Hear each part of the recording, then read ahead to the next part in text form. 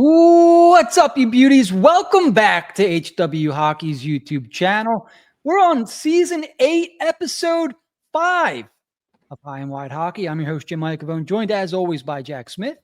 And if you're catching us on YouTube, it's not live. Make sure to smash the subscribe button, hit the alert so you guys never miss the show. For all the podcast listeners out there, don't forget to subscribe on Apple Podcast or Spotify so you're first in line when newest episodes drop. We have taken a little bit of a hiatus, Jack. I think that's the longest we've gone without doing a podcast episode, 2 weeks. We had back-to-back vacations. Hope you guys missed us. But yeah, we're probably back for good now this year and until the regular season starts, preseason starts, camp starts. You guys have us once a week. We have a lot of topics to get to tonight, some juicy ones. We have some games for you guys maybe. We have some trade rumors.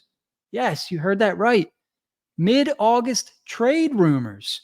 We're going to dissect a draft, talk about some sleeper prospects, some news that we didn't get to touch on a few weeks ago. And we want to know, do the Flyers make the playoffs this year? Drop your guys' answers in the comments and give 3 to 5 reasons for why you think they will make the playoffs. Not why they won't. You have to pick why they will and give your reasons. So looking forward to getting to that topic. Jack, how was your vacation, my friend? It was fantastic. Apparently you and I had the same idea when we decided to give us a reset and just shave the old face. I think yours was more of a surprise. I was trying to get my kids to react. It just didn't go well, but it is nice to start over fresh. Yeah, it's a little cold. I don't have anything to block the wind on this thing here, and then everyone has to see this face. So I felt bad it's coming back in now. You could see the patches. Nobody saw me when I was baby faced. I saw you, and oh my God. Yeah, I think I was blinding some people. The light was reflecting off my face, but it was one of those deals where you're shaving down a little bit, and before you know it, everything's gone. So yeah, now I gotta grow it back. But episode 5, season 8. Let's what topic do you want to kick off with first here? We do have some juicy topics that I want to get to, but what do you want to kick off the show with first, Jack? I mean, I got to throw a juicy one out there. I want to hear about these trade rumors. Trade rumors are always amazing. They're the best. And I haven't heard a whole lot, so I want to know what you're hearing. Okay. So this has to do with Owen Tippett and Buffalo, oddly enough. Really? So they go together. Yeah. So there were some rumors back in June, end of June, early July, after Buffalo had moved on from Peterka.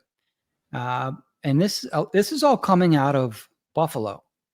Buffalo, for whatever reason, or at least fans and even some pundits, thought that Owen Tippett might be a player that the Sabres could pivot to replace Peterka. They need a big body, power forward who can skate, get up ice, transition, put some pucks in the net. That's Owen Tippett. I think Buffalo fans are pretty smart when it comes to players. You can't say the same for the franchise. They know that JJ Peterka is better than Owen Tippett, at least right now, for sure. And they know that Owen Tippett is not going to fill the shoes of JJ Peterka. And they know enough that Owen Tippett has signed a long-term contract with a not-so-bad cap hit, with the cap going up. And they know that his no-movement clause kicks in, I believe it's a year from now, or is it before this season? I can double-check that real quick. But anyway, they know that Owen Tippett has a no-movement clause, and they know that they need to trade for him before that kicks in. So that, to me, tells me that, okay, Owen Tippett has value around the league. So real quick, yeah, this season coming up will be Owen Tippett's second season under his new contract. Is that correct? Checking now. Just give me 1 second. I forgot that we could take a break this way. Yeah. You know what? It has the years there. So it's saying his a modified no trade, no movement clause will kick in during the third, fourth, and fifth years of the deal, which Okay. would 2026 to 2027, 27 to 8, and 28 to 29. So they would have to trade him during this season. Mm-hmm. And I guess I guess July 1, Yep. start of next. So the time to do it would be now. Yep. And so from Buffalo's standpoint, sure, maybe it makes sense. From the Flyers standpoint, and I kind of want to talk the Flyer situation, and then we'll talk, potential return. From the Flyers standpoint, they just traded for Trevor Zegras. They just signed Noah Cates. So we're thinking heading into this year, the Flyers have four centers: Couturier, Zegras, Cates, Dvorak. They're set in quotations down the middle. Wings is where it gets a little crowded. Obviously, we have Michkov, we have Konechny, Tyson Forster, who, according to Danny Briere, is going to be just fine to start the regular season, just like we thought he should have been. Owen Tippett, Bobby Brink. And, we're hearing a lot about this kid, Alex Bonk. So I guess what I'm getting at is, the Flyers have 6 top 9 wingers, or potentially could have 6 top 9 wingers. In my opinion, Trevor Zegras could always switch to the wing as well. I'm going to toss him into that mix. You could toss potentially Noah Cates in that mix if he doesn't stick at center. I would like to see him stay at center. I guess my point is the Flyers are crowded at wing. Owen Tippett, in the prime of his career, or at least he's supposed to be, 26 years old. I'm not saying the Flyers are going to be pressured to move him because they signed him to that deal. This regime signed him to the 8-year deal. I think they really like Tippett a lot. So the offer would have to be something, to the Flyers' liking. They're not just going to give him away. But moving on from Tippett, I don't think it would leave such a hole in the Flyers lineup, especially if a player like Alex Bump can come in and, score 20 goals, essentially replace Tippett's goal production, which I think Alex Bump can put up 20 goals. I don't know about this year, but I think he could be a 20-goal guy. Jack, what are your thoughts here? Yeah, I mean, there's definitely plenty of depth at wing and some younger guys as well, or guys who can be moved, like you mentioned, with potentially Zegras. And I think more than half the fan base would rush Tippett to the airport to send him to Buffalo. And part of me understands that. Where I struggle with it is when a team gives you an 8-year extension and 1 year goes by and you're going to trade him already. How often does that happen? And the only time it really happens is if something's going to, like a trade thing's going to kick in. The no movement clause. You have to make that decision. And I know the first thing people say, well, what about Richards and Carter? I'm like, well, they actually played here for quite a while before they were moved. But where I'm at with Tippett, it was definitely a down year for him, to say the least. It should be in the prime of his career. He is a one-trick pony, basically, and he needs to score goals. He had 0 power play goals. He took 100 less shots, and he dropped off. We were looking at him. He was teetering near 30 with 28 2 years ago, and he barely hit 20 this year. And then what's even more concerning is, and as his exit interviews, he's acting like, I wouldn't say quite like Provorov, but like Provorov got this way before he became a jerk. He would just never felt anything was his fault. And he's saying he had a terrible game. Oh, I had a good game. And, you have Michkov on one hand, who as a rookie comes in, barely speaks the language, scores 63 points. Is like, yeah, I can do better. I can do better. And you got Tippett, who clearly regressed in almost every statistical category. I don't remember him missing a huge chunk of time like he did 2 years ago. And he says, yeah, I had a pretty good year. It's like, you're already signed. You don't have to give us any BS. Tell us the truth. You did not have you had anything but a good year. So there's a lot of concerns there. Now, these are, kids. I'm not going to say he's Provorov, but maybe he's on that track. I struggle to see from another team's standpoint after the season he had and the commitment you'd be making, because if he gets traded, it's going to be mid-year. It's not going to be before the season starts. It's going to have to be like a random time of the year. If, say, Buffalo's off to another tough start, say the Philly maybe's off to, or Tippett's off to a tough start. Somebody's off to a tough start and they decide they got to make a hockey deal. because now the Flyers should be going for it. This is what they're telling us. And you'll see more likely a hockey trade could happen if in year you are trying to turn a corner, not so much in a rebuild. But I find it hard to believe a team would sign a guy for that long. You're showing him the commitment. We believe in you. We like you. 1 year in, he is still 25, is still young, which would have been last year. And they know their depth, and you're going to move him already. I find that hard to believe. On counterpoint to that, to piggyback that from Buffalo's perspective, you lost Peterka, and yes, Tippett's signed long term. That's good because keeping people Buffalo's tough. But what a drop off! And I know that you wouldn't be replacing him, but that doesn't mean just bring in anybody. Now maybe they think they can get him for cheap or considerably cheaper because of the drop off, but you got a franchise out there who doesn't exactly roll in it financially. The Pergulas spend more money on the Bills and the Penn State than they do the Buffalo Sabres. So it's hard to believe they'll bring in a guy with a cap hit like that for that long, which they'll essentially be locked into because they're not going to acquire him and then trade him. So if things don't work out, they're stuck with him. His trade clause is locked in. So I find it hard to believe that both sides could come to an agreement on Tippett in the sense that Flyers are ready to move on, Buffalo's ready to accept, and then they got to actually make the deal itself. It's a lot would have to happen for me. So I find this hard to believe. I think it's mild speculation. I think the Flyers' abundance of wingers and potential to get rid of a winger who has a lot of cap, who also had a down year, and Buffalo looking to replace wingers they lost. Yeah, sure, that makes sense. But as far as all the intangibles and context in between, I don't see it happening.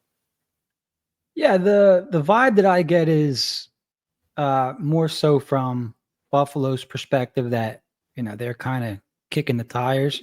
I don't know that the Flyers are so much in a rush to move Tippett. Like I kind of prefaced with, the Flyers would have to be like, they would have to win the trade type of thing, like player pick, prospect, yada yada, possibly more kind of deal. And I don't know if Buffalo would be willing to do that. Looking at their roster, though, Zucker is there for another year. He's 33 years old. Alex Tuck, he's on the last year of a 7-year deal. I'm not going to compare Tippett to Tuck straight up, but Tuck is a power forward with goal scoring ability. I think if you were to compare their contracts with the cap going up, I don't want to say it's the same. What's Tippett making here? 6.2 is the same as 4.7, but you kind of get the comparison that I'm making there. Like Tippett ultimately could replace Alex Tuck kind of deal. You have Thompson. I think some of the players that were potentially rumored coming back could have been a Benson, a Krebs, a Kulich, who is listed as a center here. So I'm not sure that Buffalo would do that. But, the Buffalo has parts. They have pieces. The Samuelson, who has ties to the Flyers. A lot of people don't like Samuelson. They don't like the way he plays.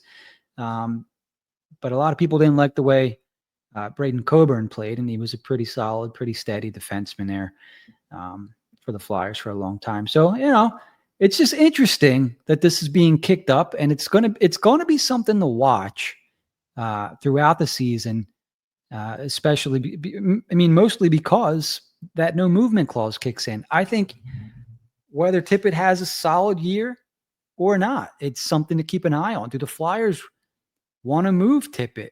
Do they have if you have a player that you think can replace Tippett's offensive production, then maybe you look at it like the same way we were talking about York last year, I think. Whereas I think Andre can potentially replace York's offensive production. He may not be as good as him defensively, but he can put up the same numbers, block shots, yada, yada, and he's a good second pair defenseman, or he will be, I think. If the Flyers truly think that Alex Bump can replace Owen Tippett's production, right? And look, I think Owen Tippett has the potential to be a perennial 30-goal scorer with the right line.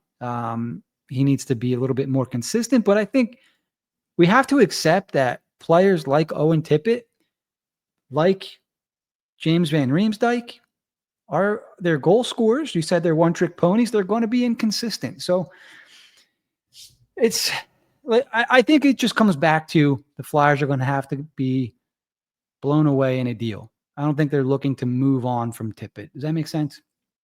I just based on the commitment they made to him, and I Yeah. understand. First year of the deal, yes, it's a down year. You're going to cut bait and move on. Like, one, that's kind of a bad look. If you're a player looking to maybe sign in Philly, it's like I signed long term, and 1 year in, you don't like what you see, you cut bait.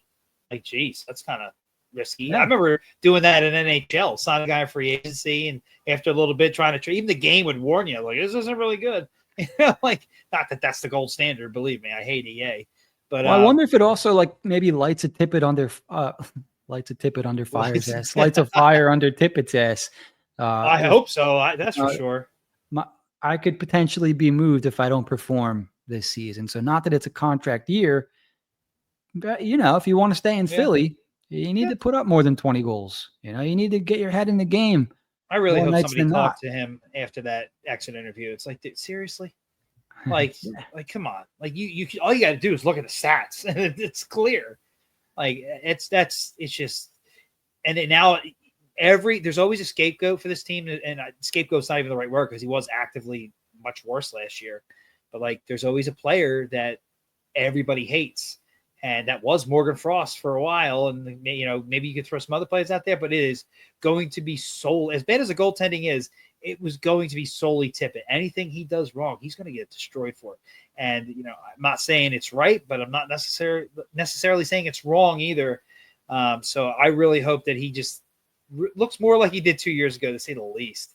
Because then Pierre's going to have to make a decision pretty quick, and that's now that being said, it's only 3 more years after that. It's not like the rest of the contract. Yeah, but still he turns 30 basically. Yeah, and maybe it makes it easier or harder to trade depending on where the cap's at and where he's at. But it wouldn't hurt is having extra cap going into this offseason, because this is the one they've been selling us on. They're going to go gangbusters, so they're going to have tons of money. It'd be even better have even more money. So something to think about. And they've been linked to Buffalo so often. And the trade, you have only made 7 trades with Buffalo in their history. The history. Interesting. I didn't know that. The last trade they made was for Eric Johnson. Now, obviously, back in 2021, they traded for Rasmus Ristolainen, but that was Chuck Fletcher. So, and even before that, you have to go back to Hextall. It's like one GM makes a trade Buffalo per. And we're always linked to them, and nothing ever seems to get done too. So that's just even further.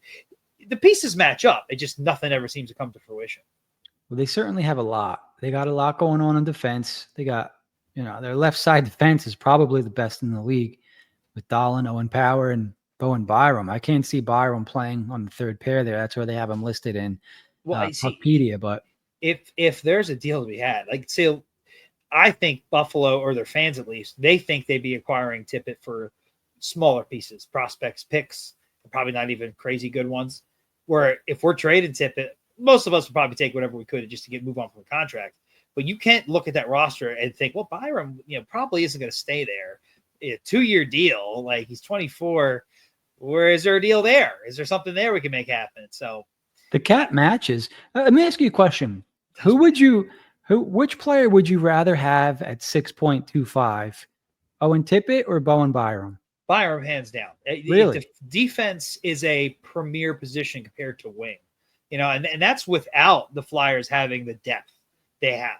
I just prefer that. He's also 24. He was like a top 5 pick, maybe 6 or whatever. And he's younger. He's a defenseman, and Tippett's a winger. And then when you throw in the fact the Flyers have 100 wingers, then it's definitely. You're not concerned with injury there or anything? Well, you can't live in fear, right? Is that your response? I mean,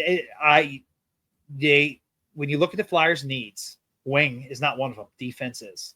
So the perfect player is never going to be available. Get what you can. All right.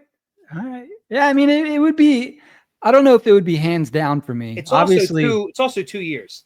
Byram's at 2 years. Tippett's at 8 or 7 now. Yeah. Yep. So you're like really locked in. We need defense. We don't need wing. Yep. Yeah, it would be a little tougher for me. I'd have to think about it. If I told you that Bowen Byram only played over 55 games in his career once, would you be surprised? A little bit. I knew he had some injury issues. I didn't know how bad it was. He played his first full season last year, so maybe he's past all that stuff. But they got to put the weight on. I believe he was in a draft class where or the COVID really kind of screwed with things. Like they kind of didn't have a place to play for a bit and kind of stunted their development. And now they're all getting out of their baby bodies and turning into men and, being able to take some more hits throughout an 82 game year. Yeah, that's something I would keep an eye on because the cap hit is exactly the same. Obviously, Byron was signed for 6 years less. So yeah, something to keep an eye on. I think he's got RFA. No, he's a UFA after this contract. All right, he'll be 26 years old when the contract's done. Yeah, so something something fun to talk about, something to keep an eye on. Buffalo's got a lot of parts. I don't want to hear that Peyton Krebs is the return, even though he's still just 24 years old. But I was going to say, with all the exciting names, it's like, can we just back off this Peyton Krebs stuff? We're going to come in with, how do we get their stud? And it's going to be, okay, that ain't happening. Okay, let's go to the next guy. Yeah, how do we get Thompson? All right, how about Byron? Meanwhile, they're going like, we're going to offer you Hag and a third. Yeah. Like even Kesselring, I was looking at. It's obviously the guy they got for Paterka, but we need defense. I don't know. There's 100 different ways you can go about this. I just think what they're going to want to offer isn't going to make a whole lot of sense for Philly. And you're probably right. If it was one of those situations where we had to move Tippett and they were interested in, that Krebs is probably like the centerpiece of that deal. So, but we're not there, so I don't think anything happens. Yeah, there are some other guys here. Noah Ostlund. Oh, Hellenius, who we all thought they were going to take. Yeah. Devin Levi, who just signed a 2-year deal, but it's I don't know what's going on with the goaltending up there. I thought Devin Levi was ready to play last year. He's still young, just 23. Yeah. Yeah, and it would surprise me. Years. Yeah, and I heard Luukkonen, for a little bit could be available. We'll see. That would be interesting. Yeah, Flyers need a goalie. Luukkonen and a player for Urson and Tip. Oh my God, it'd be so much money changing hands. There's no way. Yeah, that sounds like an off-season deal or something. So hey, it's the off-season. It's the off-season. It is. All right. So yeah. Fun stuff. All right, let's move on a little bit here. Let me see what we got next on our topic list. All right, so we'll touch on the 2023 draft a little bit. So I started a new series about a month ago called Breaking Briere, and in one of the most recent episodes, I talked about the 2023 NHL draft, which was Danny Briere's first draft. It was the Michkov draft, the Bonk draft, the Barkey draft, the Ciernik draft, the Bjarnason and the Zavrajan draft, Knubel draft. It was just the Flyers really, I think, set the tone for the future here. Like when you go back and look at the 2023 draft, Jack, and I know it's still early. It's the draft they got Michkov out of, so to me it's an automatic. I don't even care what happens to the rest of the guys. They got a superstar player out of the draft, right? They go out and get Bonk, who some people really like Bonk. At the very worst, a lot of people think that Bonk will be a steady second pair D.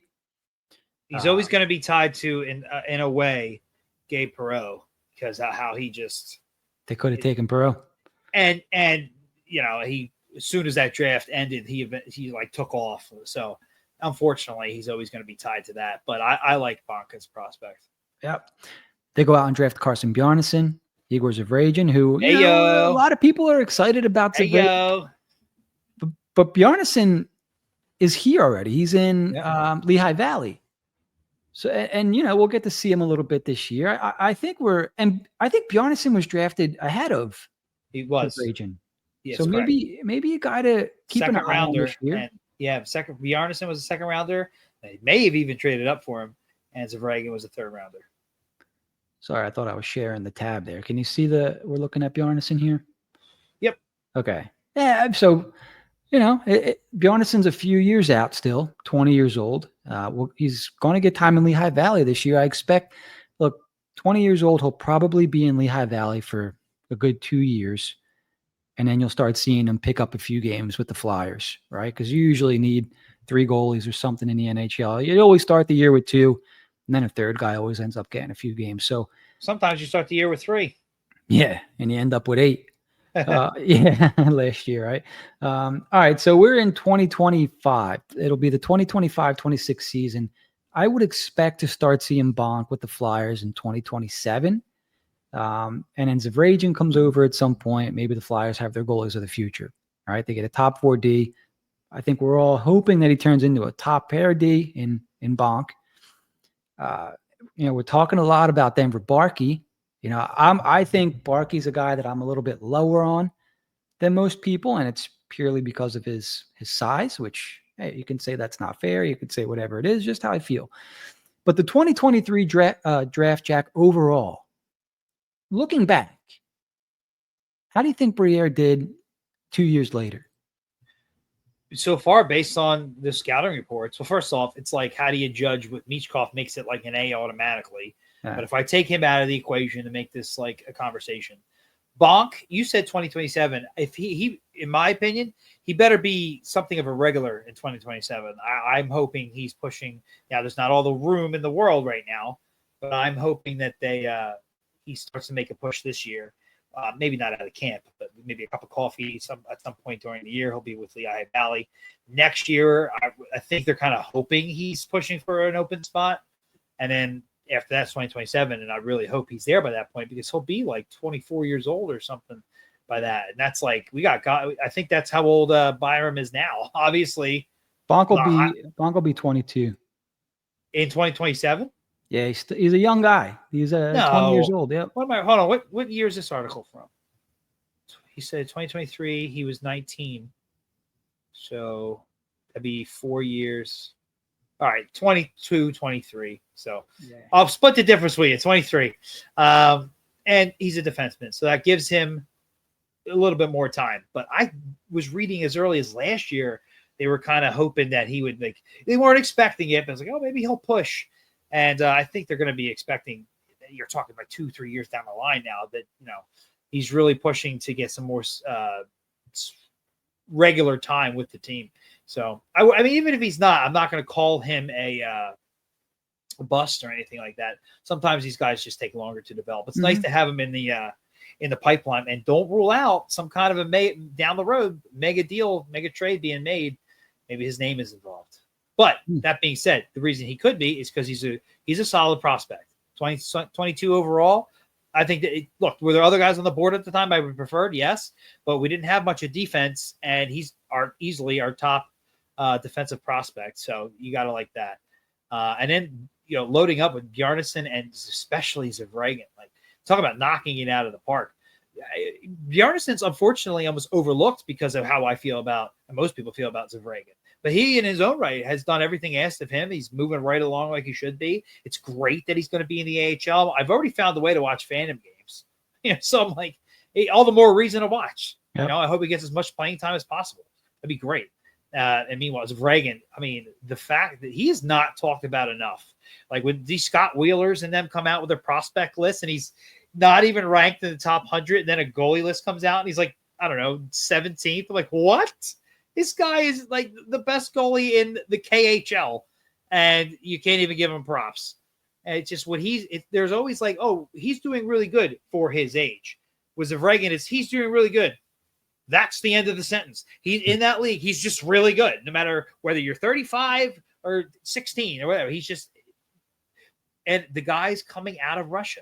He's right in line, if not better, at this time of his career than the Sorokins, the Shesterkins, like those guys. So, I mean, in my opinion, he should be like our second highest prospect behind Martone. Maybe you could argue Luchenko, 1, 2, 3, like that. Like he should, based on what you're seeing and where he's at, that's my favorite pick, not named Michkov, of this entire draft. Barkey's a guy that I hope that, size is always going to be a thing. Every scout and person limits his ceiling because of it. And I just hope he is one of those guys who just explodes through that ceiling and you really have something there. Is it unlikely? Of course it is. But at least he's given you everything he's got. And even Cole Knuble, who's a guy that I would have probably written off a couple years ago or a year ago, has really turned things around. Not saying he's going to be a top 6 player or anything, but I really thought he was a depth piece. Actually may make some noise and one day find himself in the bottom 6, which is great to see. Because now you're getting into the 5th round. Ziernik was a guy that I had heard a lot of good things about at the time. I'm not quite sure where he falls now, but just let him cook. Just let him cook out there. I definitely haven't heard anything bad about him, and see what you have. And what's funny is other than that, you have, I believe, Mateo Mann was cut. Sutherland was cut. Ryan McPherson, I haven't heard anything about. I'm not sure if he's still with the organization. I'd be surprised if he is. So that being said, those are the last 3 picks of that draft. I had something good to say about everybody else. And that was Danny Brière's first draft. I mean, my God, you got a superstar at 1, potential second pair defenseman at 2, a potential franchise goalie in the 3rd round, maybe a starter in the 2nd round, and some nice depth pieces who could grow into something else if you're lucky. I mean, you can't do much worse than that. My God, I mean, that definitely restocked the pool in a way that we haven't seen in quite some time, and it also built some confidence in Brent Flair, who I was iffy on because his time in Minnesota was a little suspect. The whole York thing was a little suspect. And I can't give him too much credit for Michkov, but the rest of the draft and going forward, it's like, maybe this guy knows what he's doing. So definitely got to give it a solid, I'll say, if I take Michkov out of it, it's like an A-. So with Michkov, just give him an A. Give him an A. Yeah. So I just found that interesting going back and looking at some of the old moves, and it's like, you know what? We're talking about almost everybody in this draft, so I thought it was interesting. These guys still have to cook. They still have to prove that they can do it at the professional level. We'll see Bjarnason and Bonk this year in Lehigh Valley. And we'll consider, I think Barkey's going to be in Lehigh Valley too, if I'm not mistaken. I believe so. So all the killer bees are down there. We'll see how these guys go. Can Barkey hang in the AHL, which, it's a very physical league. And we'll see if Bonk's offensive game can transfer over. And, I assume Bjarnason gets in, 30, 40 games this year, barring health and whatnot. So, things are moving along in the rebuild, slow and steady here. How you would expect. Yeah. And you could look back at this draft one day and see that they got potentially 2 superstars, definitely Michkov. And if your number one need is goaltending, look what it's done to this team the last couple of years. If you found that, and at the very least, Reagan, maybe Bjarnason, but I think Reagan's the one to keep an eye on. I mean, holy cow! Like that'll be a franchise altering move if he were to be like the next Shesterkin, or at least somewhat close to that. And the trajectory wise, you can't ask for much better, at least at this point. That's for sure. And so let's keep it on prospects for a little bit here. I know the viewers really like the prospect talk. If you had to find underrated sleeper prospects, Jack, what kind of names come to mind for you? What kind of names aren't getting the attention that they maybe deserve? Well, can I jokingly say Hunter McDonald? Whatever happened to that guy? Let's see how he did this year, actually. There you go. I mean, when I watched playoff games with him, he definitely was throwing the body around. I will definitely give him that. Was not shy, which is what they wanted from him. So, but let me take a look here. He had himself a nice little season there, it looks like.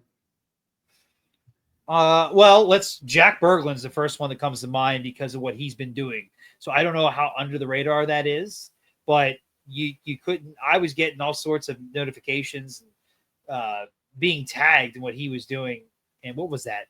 Whatever tournament he was in, and that it's amazing what happens when you get the right skates on.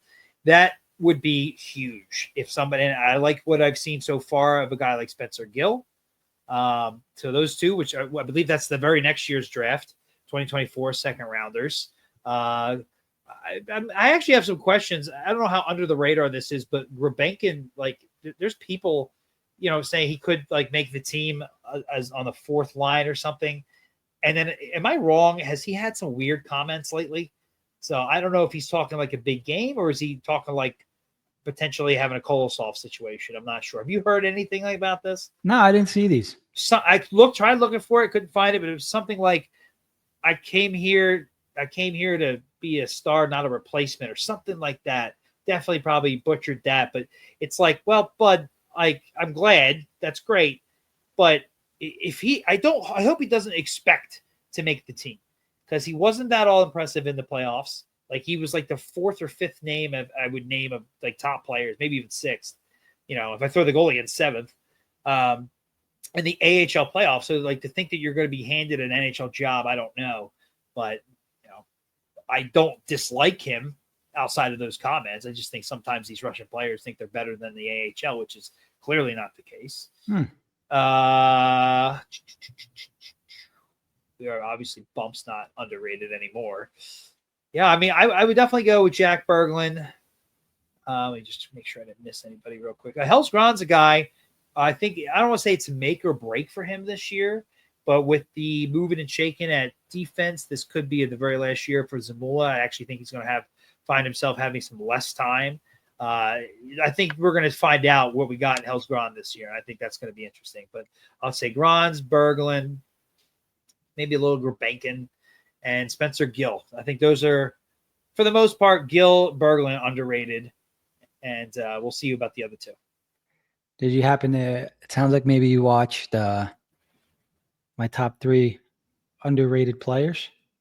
No, I don't have no idea what you're talking about. So interesting that Gulbenkian came up there, because I'm going to do the opposite of most underrated. I'm going to do most overrated. Ooh. And for me, Gulbenkian's going to be absolutely at the top of my list for overrated prospects. Well, I want to hear this, because I mentioned him, but not for underrated. Yeah. I was kind of asking, like, why is he talking like this? Yeah, why he overrates himself? Right. And is it a Kolosov thing? Like, do they just think they're better than the league they're in, which they're clearly not good enough to, like? Well, I don't want to cut you off. I just wanted to clear that up. Well, this is a player that he's a skill guy. He's a skill player, but he doesn't have NHL top 6 skill. Right. But in his mind, I mean, it's very clear when you watch him. This is a skill guy, right? But he doesn't play with any, in my opinion, any urgency, right? And so in the NHL, if you're a skill guy with no urgency, you're going to play in the bottom 6, right? And if you're a good team, you're not in the bottom 6 on an NHL team if you don't have any urgency. And so that's what I watch in the AHL. And, I tried to find what you were talking about there with the quotes, and the only things coming up on Twitter is everybody penciling Gulbenkian into their opening night lineup. Right. And I'm like, what? Based on what? Yeah, that's what I saw too. Nikita Gulbenkian is an NHLer over, and if he's a skill guy, he's not going to play in the fourth one. Or even Rodrigo Obels, who, not saying Obels is a better player or whatever you want to call it, prospect, because I know he's 30 years old or something, than Gulbenkian, but he serves a purpose. Obels will serve a purpose in the bottom 6, right? Gulbenkian's game, he sees himself as a skill guy, and he's saying it. I'm not a bottom 6 player. I'm not a replacement player. I'm not a call-up AHL guy. He's saying it, if I have to find where the heck he's saying this at, but if that's what he's saying it out loud. He doesn't want to be a replacement AHLer. He wants to be in the middle 6, top 6. And those are his skills. But he's not a top 6 player in the NHL. And he doesn't play the game the right way to be a bottom 6 NHLer. So to me, he's a top 6 AHLer. And that's fine, because you need depth in an organization. So for me, Gulbenkian is at the top of the list for overrated. And I'm like, everyone's penciling him in, and I'm like, based on what? Yeah, I don't know. Why are you doing that? And he's just, you're saying, I'm assuming because it's the easy choice, because he's played. I think they're like a new shiny toy. Leafs. They're like a new shiny toy. Registered a point. No, it's a new shiny toy. It's all. I just don't get it. Why are we putting low energy, players in a bottom 6. It doesn't make any sense, you know? Well, yeah, So he's top of my list for overrated. I've been saying it his entire time here. Like, I wanted to like him. I'm like, all right, let me watch some tape on Rebankin. And I'm like, this guy ain't even in the game. He ain't even close, right? He's not getting back on D. He's joining the offensive zone late.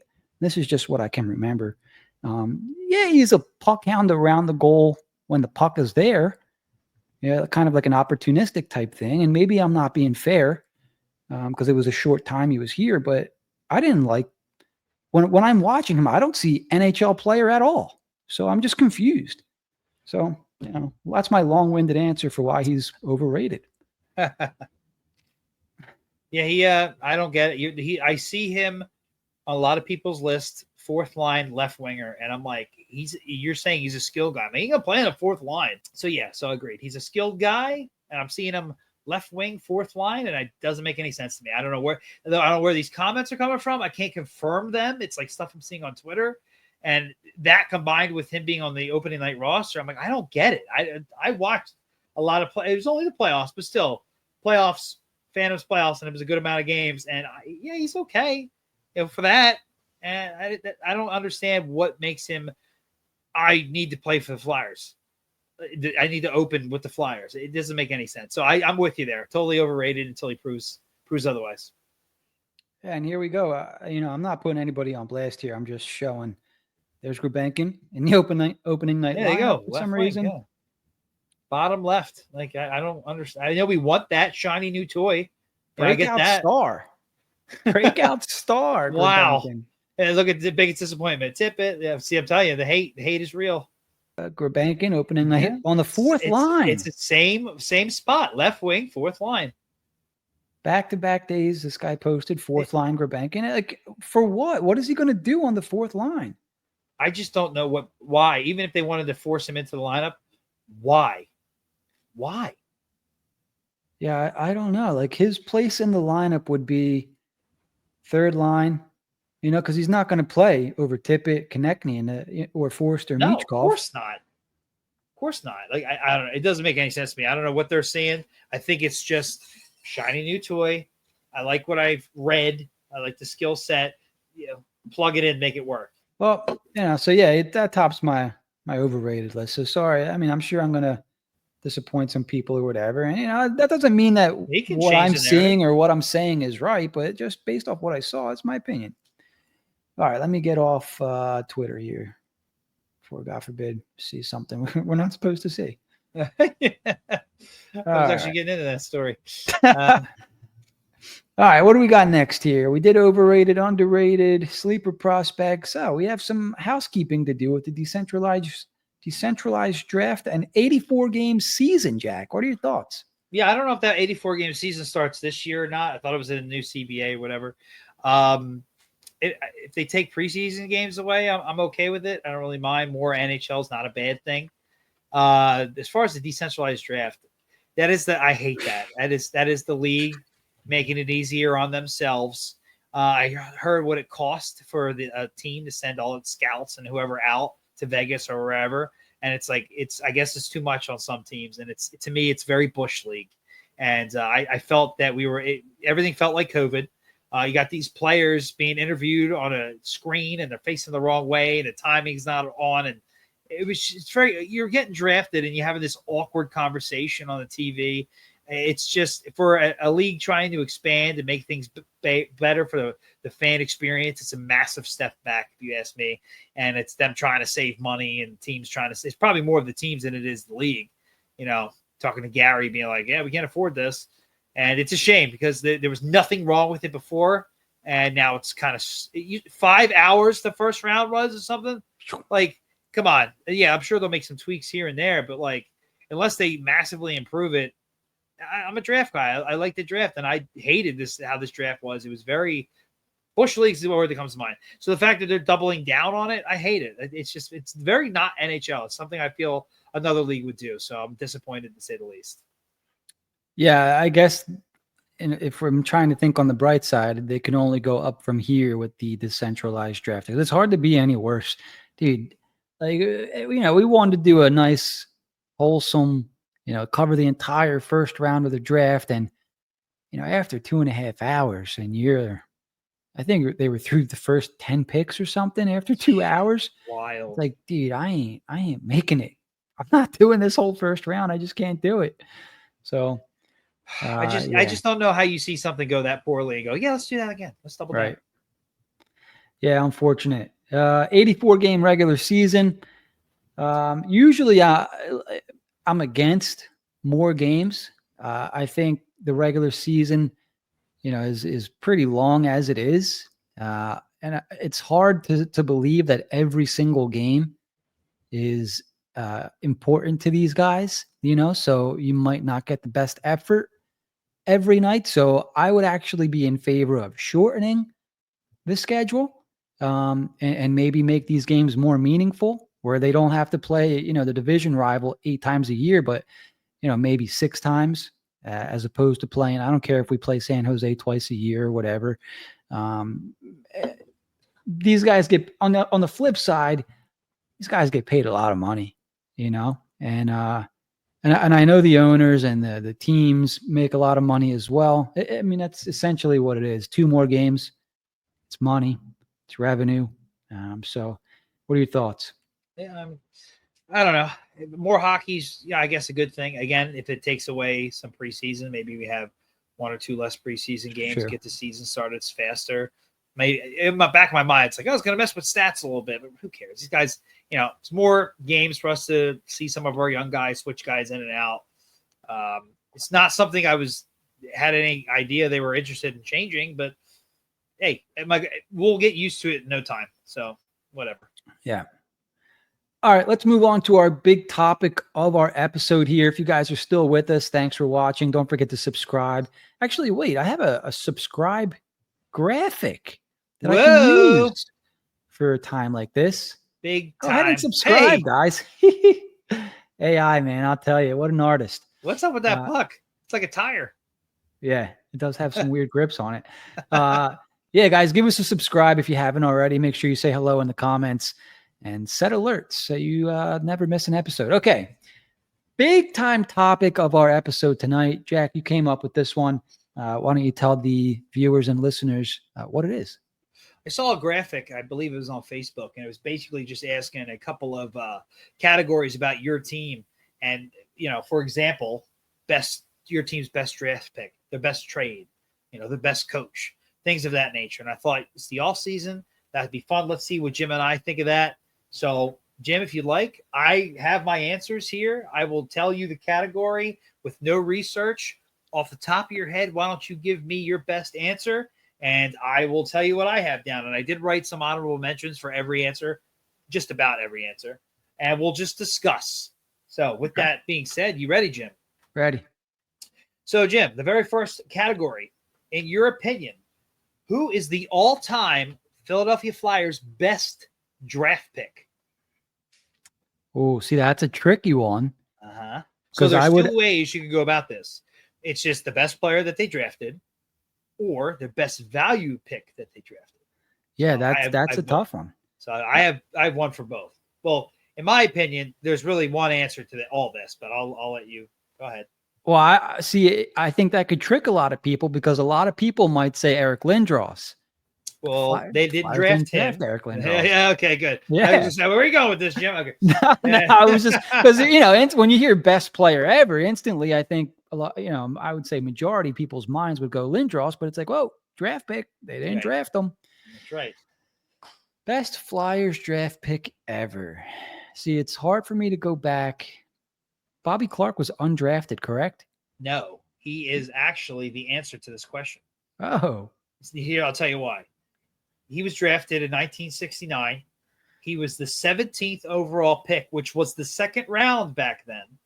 And considering he's the greatest player in franchise history, to me, that's the answer for either the value and or the best pick in general, especially the best pick in general because of what he meant to this franchise, what he did, the 2 Stanley Cups, the captaincy, all that, but also second round pick.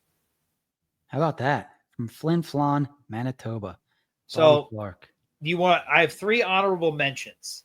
Sure. One of which is just flat out best pick. regardless of where you took him. And I got it, Claude Giroux.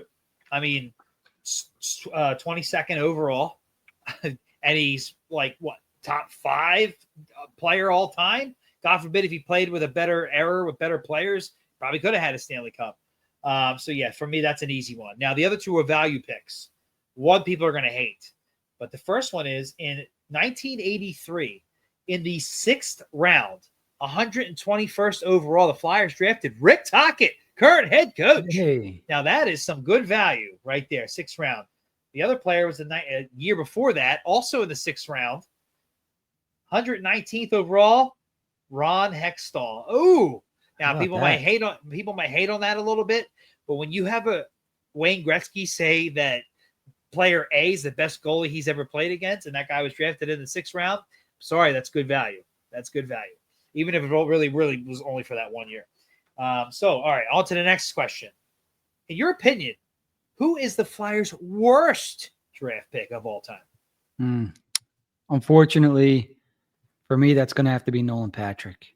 That is also who I have at number 1. And it's a lot of people like to say, like, oh, well, if he didn't get the headaches and whatnot, that's definitely a huge part of it. But even before that, I don't think he had it.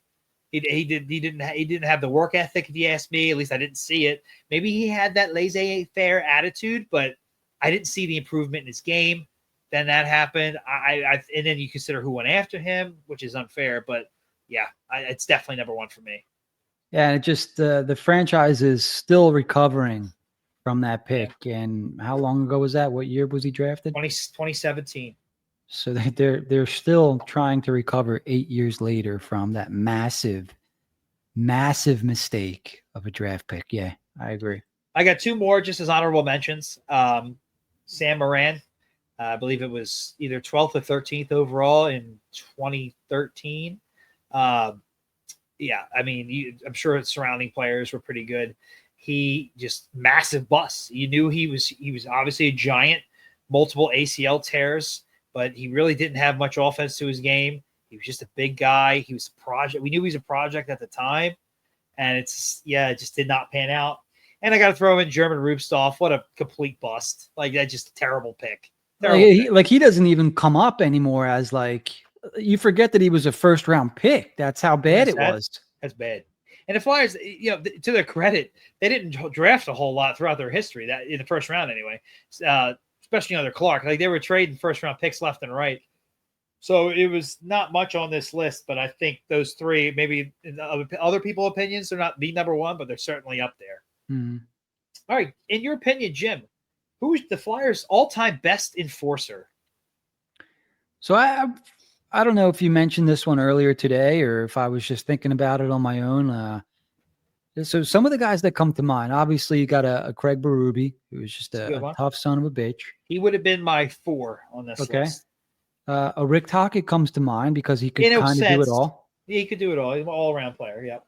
And then obviously some of the tough guys through the years came to mind, like the Cotes, the Fedorics. But a guy for me that I think embodies tough in more ways than one, and this is maybe going to be an unpopular answer, is Ian LePerriere. Now, wow.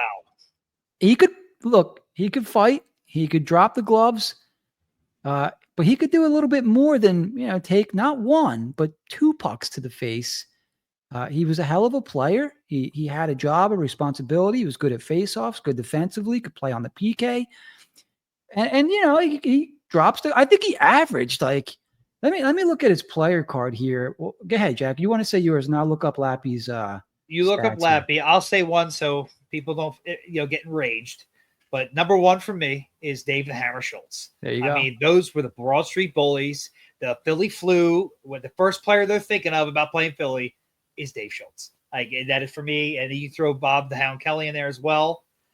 Dave Brown is another player through the 90s that definitely was patrolling for the Flyers for sure. Dave Brown's a good one, yeah. And he back then there was a lot of heavyweights, and he was fighting like the Proberts and those kind of the Ty Domies and those guys. Like he was really fighting some guys who are well remembered. And I always loved Donald Brashear.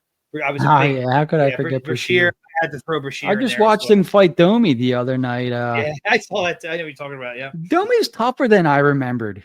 Like yeah, watching him fight Brashear, it's like, holy shit, man. Like he really yeah. held He his own was. there. Yeah, he was. He also was a shyster. He got lucky. I think it was a Bob Probert documentary, and he got lucky and he beat him in his first fight. Like he just caught him funny, and then there was like a big thing about them. Their next fight, Probert just beat the crap out of him. But and then there was that one thing we did with the Flyers where he was like, Yeah. two guys being fighting, and he the comes class. in and hits the guy that skates away, and all that crap he used to pull. But if he actually was fighting, he could hold his own, especially against a fan too, an upside down fan. Yeah, it made me wonder, like, because we grew up hating Ty Domi.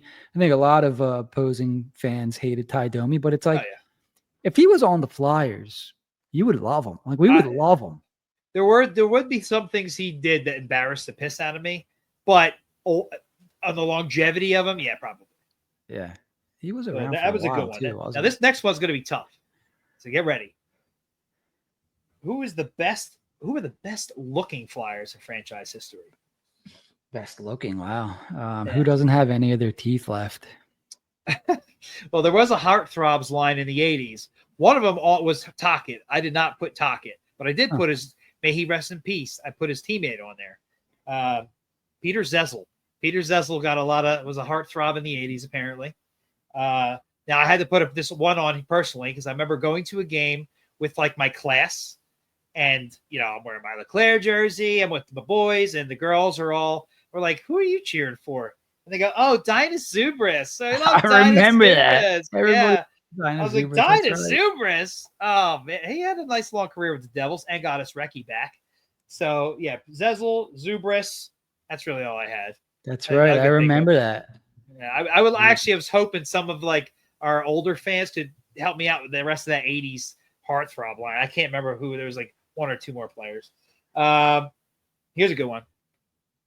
Who is the all-time, in your opinion, Flyers' best free agent signing? It's hard to say because I didn't watch them win the cups, so I can only go back to from what I remember. I think so. Jeremy Roenick was one of my favorite players off the Flyers. So when they signed him, it was kind of like, holy shit, they just signed Jeremy Roenick. So I'm going to go Jeremy Roenick for my own personal nostalgia.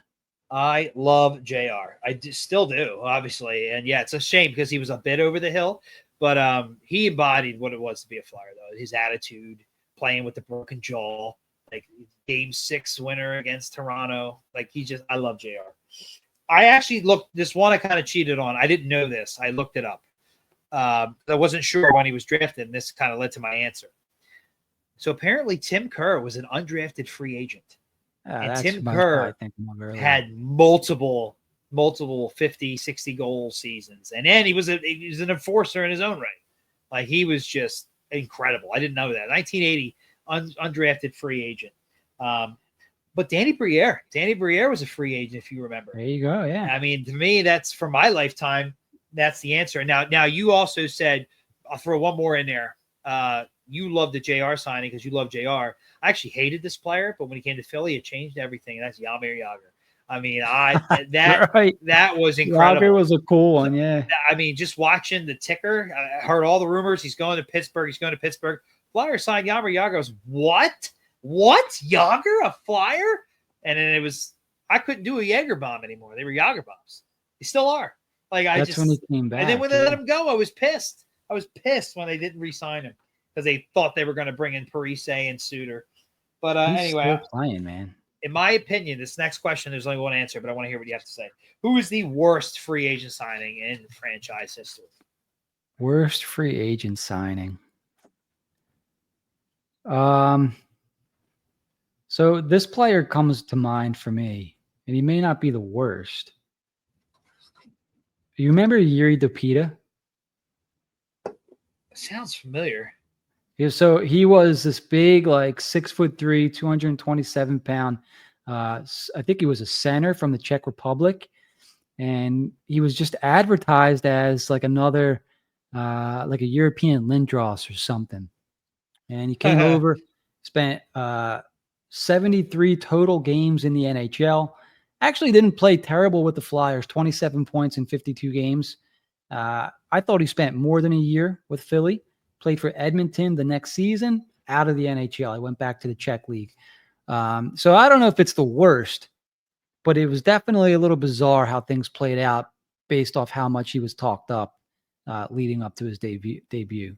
Well, I like that. That was back in 2001. So that's from a while back. That's a good one. I don't remember that. That's incredible. Good pull. But the answer is so humongous, big, obvious. Brizgalov. It is Ilya Brizgalov. My God. What a horrific signing at the end of the day. What it led to, how he performed, the buyout, everything.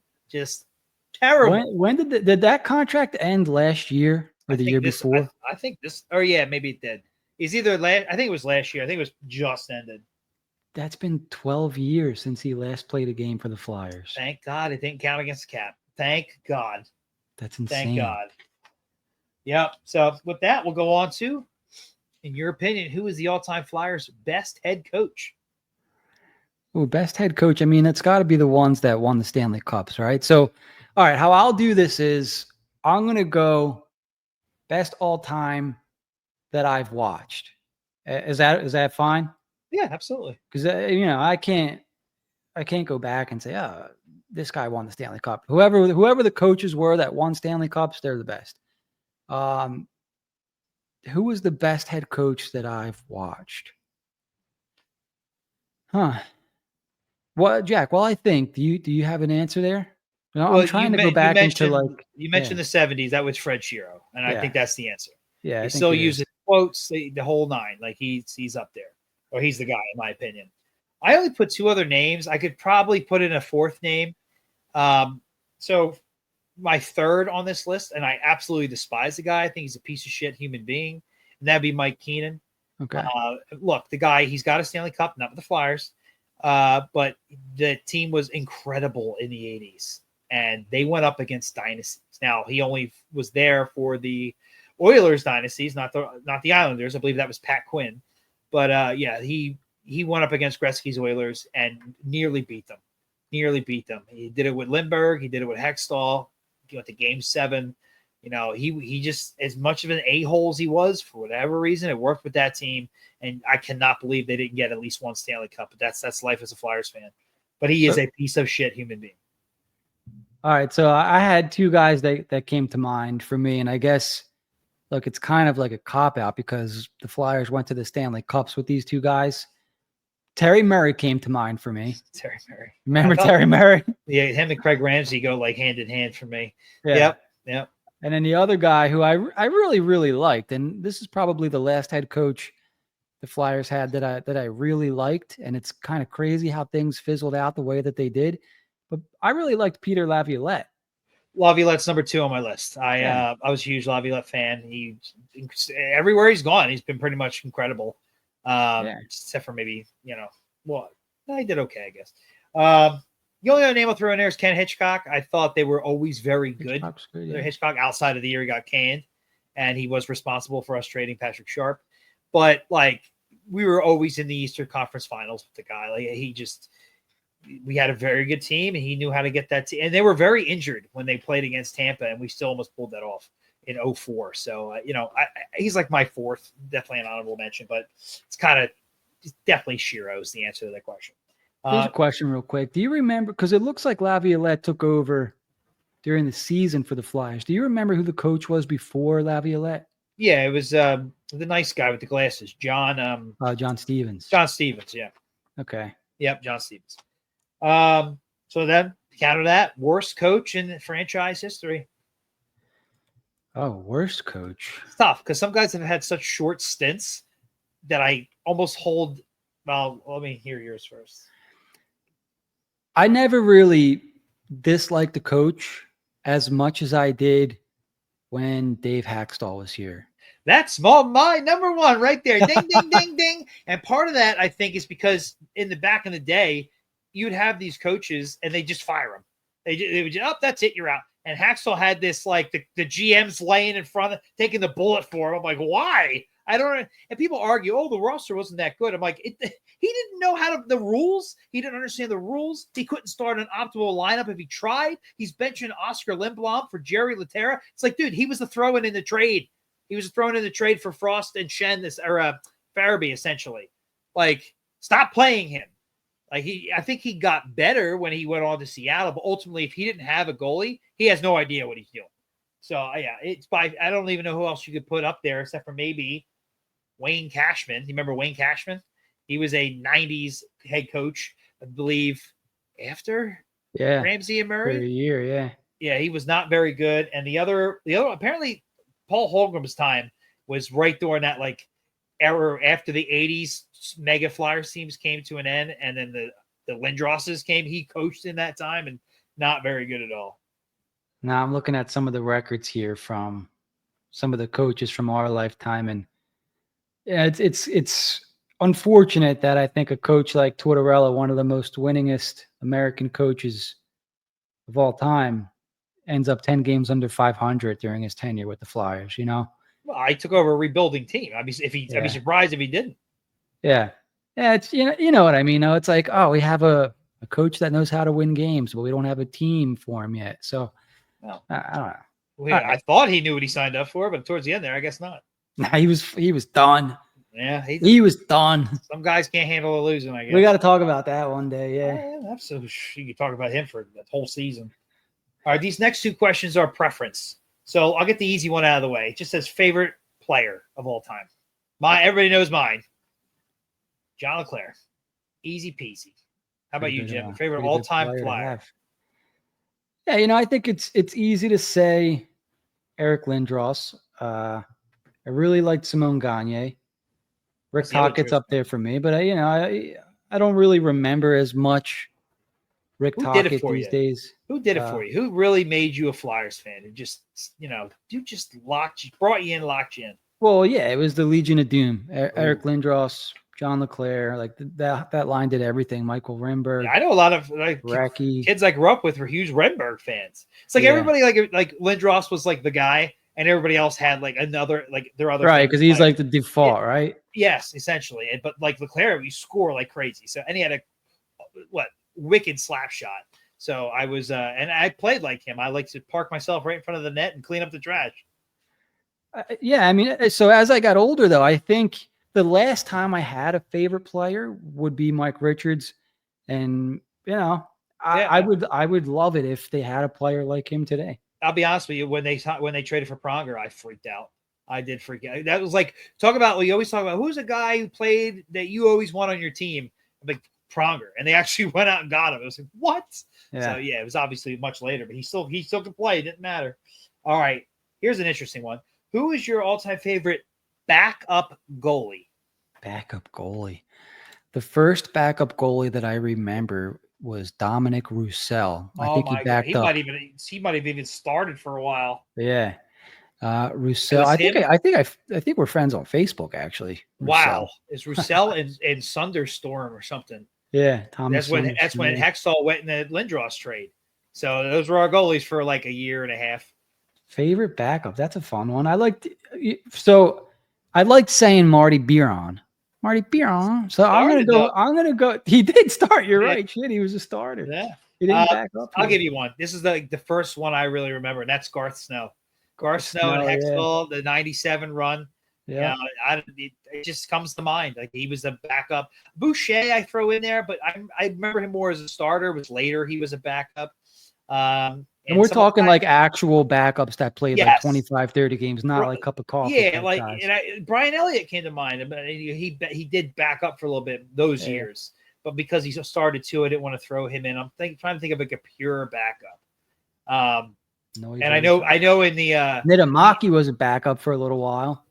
Because they wanted him to start. He was on that Phantoms team that won the Calder Cup with Richards and Carter, and they thought he was going to come in and be something. He just wound up not being it. That's why I don't like him. He ended up being a bust. Well, sort of a bust. He's not like he was a top pick or anything. But I know Chico Resch was very liked in the 80s, and he was definitely a backup towards the end of his career. Excuse me. But yeah, I can't – outside of that, I can't think of anybody who was like a pure backup that people like just loved because goaltending is such an issue here. Everybody was up for starting. So that's why Yes. Garceau stuck out, because he was clearly the backup. Yeah. All right. Here's a good one. What is the best trade in Flyers history? Oh, the best trade. So we can't say the Lindros trade, right? Like that's the obvious answer. I mean, you can if you want. But a lot of people think that's the worst trade because we lost Forsberg. No, I don't think that. People say that. Like, you could go either way on that one. I know what I have my answer here, and I put it 2 other ones just for shits.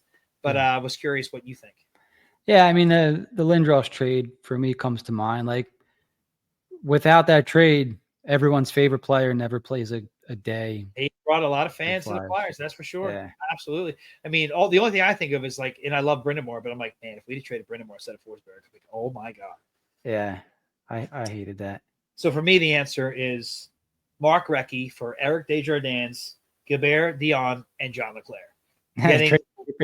Getting Leclerc and Desjardins, like, Jesus, man. Like, if you talk about the teams that ran the 90s, those are 2 of your top players right there. It's like Lindros, those 2, and then throw in Brind'Amour and Renberg. And like, it's talk about 2 core pieces.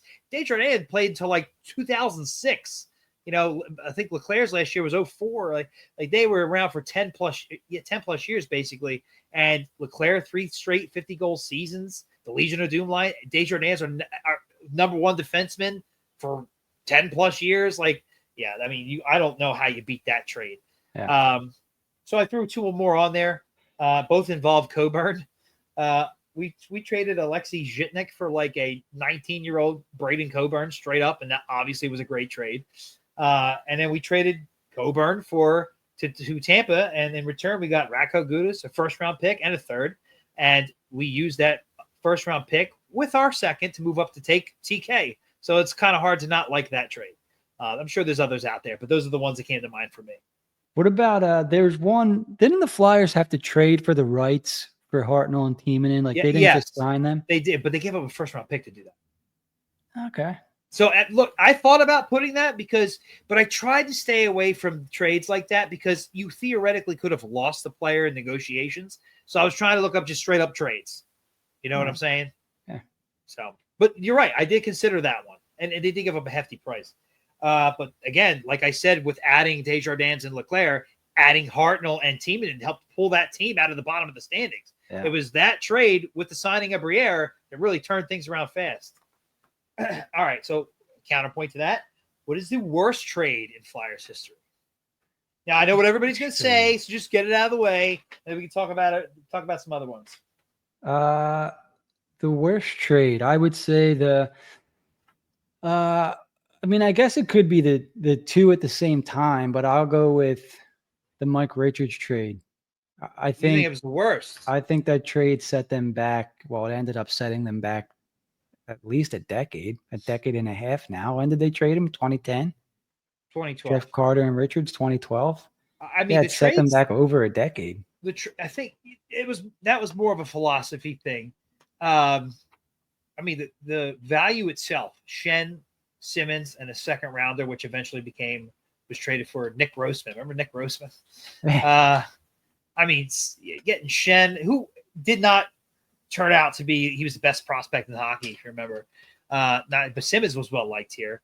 The Carter trade, you remember, you got Voracek and basically Couturier for that. Yeah, I guess value-wise, the value was and there. And they got a 3rd-round pick, which they drafted Cousins with. Remember Cousins? Nick Cousins. So for me, what most people are going to say is Sergei Bobrovsky. And there's some context there. Kind of had to do it. It still is the worst trade. But because there's context with that, because 2 Stanley Cups, 2 Vezinas, probably a walk into the Hall of Fame. And he's a goalie, which we've needed forever. But I'll want to throw some other ones out there because that one's like kind of, there's context to it. So how about trading Ghost, a 2022 second and 2022 7th to Arizona for nothing? Just get rid of them. I think that move was great for Ghost, though. Going to a place where not many people watched, completely got back to what his game was and made himself a nice little NHL career for himself. I think he needed that. But to move a 2nd-round asset, 7th, who really cares? But you got nothing for Ghost. You gave up assets just for cap space. Yikes. Like that's a tough pill to swallow. Now, here's one for you. I remember this at the time. So the Flyers traded Maxime Ouellet, probably butchered that, their top goalie Maxime prospect, Ouellet. Yeah, he's and French. they gave up a 1999 first round pick, their first, second, third round picks in 2002. So that's like 2 first round picks, the second, a third, their top draft, their top prospect for a 39-year-old Adam Oates, who was a pure rental. And yeah, I think they didn't go very far in those playoffs that year. That's just a boatload to give up for a rental. Like, I'm insane. Yeah, that's a lot. And then the only other one I threw on here, I don't even think it's that bad, but it's old school. So, in January 1998, Philadelphia Flyers acquired Alexander Day from Ottawa Senators in exchange for Vinny Prospal, Pat Valloon, and a 1998 second-round pick. Oh no, I liked Prospal too. I did too. Falloon was considered like a bust or something. I think he wound up being an okay NHL player, but he went like number 2 overall. I liked Vinny Prospal. We got him back for the year we lost to the Penguins in the Eastern Conference Finals, like 08, 09. Him and Briere like hit it off, and we had a nice little playoff run. That's where we beat. Well, I have something on there about that later anyway. But no, here's one last bad one. Okay, tell me if you remember this. It's a little more recent. Well, not really, but it was in your viewing lifetime. Washington Capitals traded defenseman Steve Eminger. Steve Eminger. I'm wondering what people remember who that was. He was the 2002 first overall pick. And they traded a third-round pick for the Flyers for the 27th overall selection in 2008 NHL Draft. You know who they took with the 27th pick? John Carlson. Who the Flyers could have just taken. But nope, we had to have Steve Eminger, who I think played half a season and never saw him again. Yeah. That was horrific. Yeah, I do remember that. I see Steve Eminger at the games. He's a scout for the Rangers. It looks like he could still play. Well, that's funny because he can never play in the first place. I was gonna say no. There's only 4 left, so I'll try to wrap it up. I don't know how you feel about this one. It says funniest Flyer. Anybody come to mind for you? Funniest Flyer. I'm trying to think who was funny to watch. I guess Brizgalov was funny, wasn't he? Oh, I didn't put that. Yeah, for all the wrong reasons, but yes. From what I hear, TK is hilarious. His chirping is hilarious. Briere, he would, for being a little guy, he would do some funny shit. Like I remember him and a goalie going at it, and he like got hit, went behind the net, and the play went the other way. So I think the goalie kind of forgot he was back there, and the goalie's like hunched over like this. Briere comes behind him and just pushes his head. This goalie face plants into the ice, and Briere just took off. I was like, you little shit. I loved it. And Keith Jones, he's like a national treasure. You listen to him on the radio back in the day. Keith is Jones, absolutely hilarious. I love Keith Jones. He's like the funniest human being alive. He's got that's a good one. Yeah. So I'll just move on. So here's a good one. Best GM of all time. Oh, of all time? Who was the GM when they won the cups? Keith the Thief Allen, and that is my choice. Yeah, I mean it has to be, right? Yeah, he drafted everybody. He reacquired Bernie Parent. That's the answer. I did throw in because I wasn't too impressed with Clark, to be honest with you. You might he made that best trade of all time, but there's other things he did that are horrific. I put first half Paul Holmgren because when he was his first couple of years as GM, he pulled a last place team and had them in the Eastern Conference Finals the next year. Yeah. He made some ballsy moves. We were always in rumors. We were always signing this guy, interested in trading for that guy. Some of those trades actually happened. Pronger was him, all that stuff. So I definitely was a big fan of that. But that's more of an honorable mention because the answer is Keith the Thief. Now, this is going to be fun. Worst GM of all time. Worst of all time. Well, I know that Holmgren was pretty terrible GM. So he's not Holmgren. I'm thinking of when he was a coach. I'm sorry. Well, I actually did put his second half Holmgren I put on here. Now a lot of that. Now he's like third on this list, but a lot of that is because of the owner dying. But I can't blame him completely for it. In my opinion, he's responsible for trading for and re-signing Andrew McDonald, which I'll never forgive him for. Now, trading of Bobrovsky, that's the owner forced that on his hand, and he's the one who found Bobrovsky in the first place. So I'm not going to completely hold that against him. Yeah, I think worst all time, and maybe it's recency bias, but I'm gonna go. I'm Take gonna go Hextall. Oh, so he's number 2 on my list, and he's a close second to the finisher. And yeah, I'm going Chuck Fletcher. I think most people would know that from me by now. It is close. Fletcher wins by a photo finish, but for me, Hexall always struck me as the mad scientist. He had the plan, and he just went mad, too crazy, and got wrapped up. Where Fletcher was just a moron. Yeah, he had Yeah, he had an easier situation that Hextall walked into, and just he started off strong, and it was all downhill from there. Where he dealt with COVID, at least, give him that. But where other GMs were able to figure things out, he completely folded like a lawn chair and set us back to the Stone Age. yeah. I mean, there's an argument that we were already there when he got here. But But he he was had he cap was space. he wasn't the guy to fix. Yeah, he did have cap space. He wasn't the guy to. He wasn't the guy for the job. So I If would he agree didn't with that. exist, we might have hired Bill Zito because that's who he Yeah, interviewed against. yeah. He So, he wasn't the guy to steer the ship. And like if Hextall cleared the cap space, the well, wrong guys eventually to he did. Yeah. the wrong guys to give the wrong guy to give the keys to was Chuck Fletcher because he went out and signed Well, that's just Kevin it. Hayes. Those two in tandem Yeah, in completely tandem. wasted Yeah, Drew's career. yeah, Voracek's too, yeah, and it's like that's why they're 1-2, 1A, 1B. If you ask me, really, it's yeah. just who do you have higher than the other, Right, and right. either one's a good answer. Right. Yep. And then finally, last question: what is your all-time favorite moment in Flyers history? I think that's kind of an easy one for me. Uh, when they came back and beat Boston. I Oh, mean, that Jim, whole I didn't put that on here. Good job. What's wrong that with I mean, it was probably the happiest I was as a Flyers fan. that game itself was incredible too. Game 7. Like, oh my Yeah, god. like that. I mean, if you think about it, and this kind of sounds ridiculous to say, and I'm not saying that I'm more happier to have that memory than a Stanley Cup. So don't take this the wrong way. But coming back down 3-0 in the series and then 3-0 in the game Yeah. is more rare than winning a Stanley Cup. And that sounds retarded. I'm sorry, I got to edit that out. That sounds asinine for a Flyers fan to say, since they only have one more Stanley Cup win than, down 3-0 comeback, reverse sweeps. But it was just, that was the happiest moment I think I've had as a Flyers fan. I mean, can you imagine if they finished the job and won the cup that year? I mean, they go to Right. overtime, game Exactly. 6. Yeah. Mm-hmm. Yeah, I can't believe I forgot to put that on here. That's well done.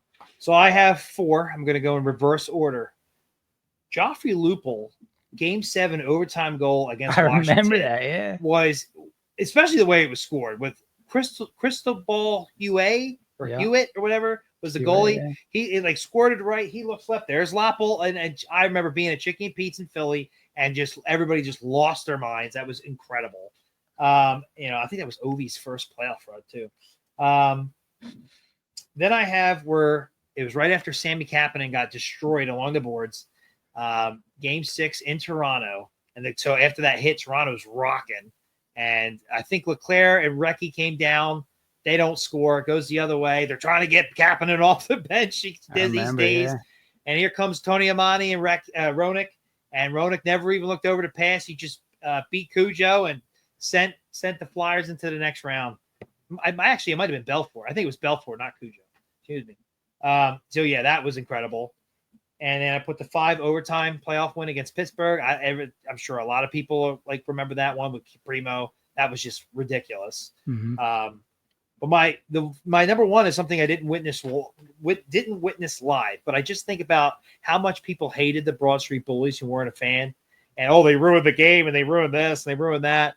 Even though the Flyers just beat everybody at their own game, when you think about it, they're the 2-time defending Cup champs. The Red Army comes over and they start smoking everybody in the NHL. Yeah. They're beating everybody and handily. And I think only one team tied them. It's either the Bruins or the Rangers tied them. And here they go to play the defending Cup champs, and the Flyers embarrassed them. They leave the whole leaving the ice thing, or you're not getting paid here. They come back out. They're laying them out. They win 4-1. I think Joe Watson even scored a goal in that game. I mean, they didn't have Bernie Parent, and they still 4-1 beat this big bad Russians. Wah wah wah. And if they lose that game, that makes the NHL look secondary, which would have been very, very bad. So the Flyers, who are universally hated, they weren't the hero that the NHL deserved. They were the hero that they needed, just like Batman. And yes, they saved the NHL's ass by winning that game and winning it handedly. So that was a phenomenal time in Flyers history because that was for all the marbles. You talk about coming back from 3-0 being rare. How often does a team come into your league? Come into your league and start beating everybody. That would look really, really bad, especially because you're supposed to be the best team in the league. So to me, I didn't get to witness it live, but that is maybe the greatest game in franchise history besides their cups, I guess. So that I think it's phenomenal, especially how much the own league hated them for them to come out and do that for them. It's just exactly. Yeah. There's been some good memories. Yeah. Just not of late. Just had to go back 50 years. But other than that. Had to go back 50 years. Yeah. So, not bad, right?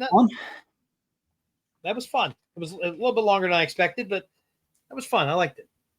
Yeah, hopefully everyone's still with us. And if you guys are, drop some of your answers in the chat.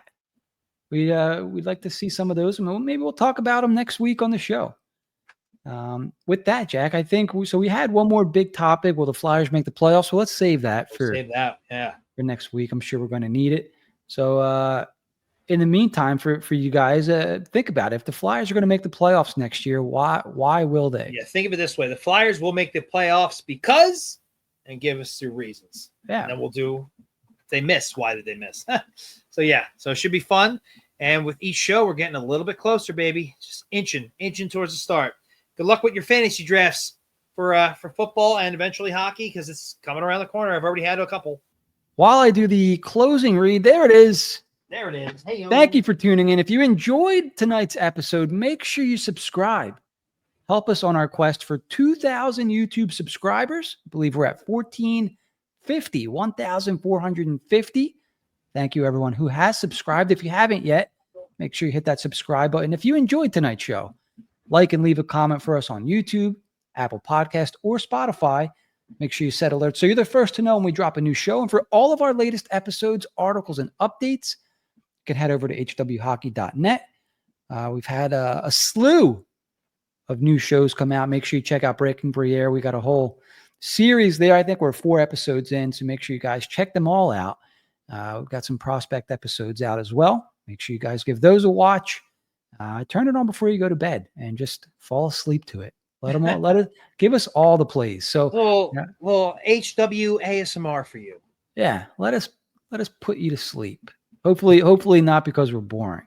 But all right, boys and girls, we're gonna run. We'll be back next week. We're here. We're with you for the rest of the year now. Vacations are done, Jack. They're done. They're finished. Our season has started tonight. So that's right. With that, we're going to sign off. We'll be back next week. In the meantime, don't forget to keep it high, keep it wide. We'll see you next time on HW Hockey. Bye-bye.